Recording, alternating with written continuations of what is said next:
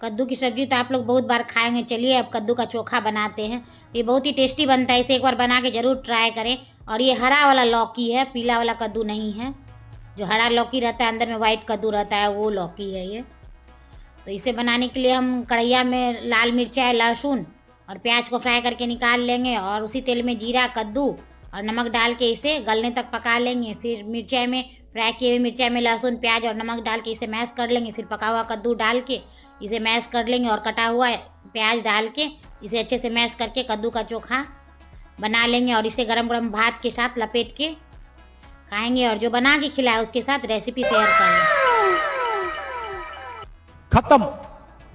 Bye bye, tata, goodbye, गया।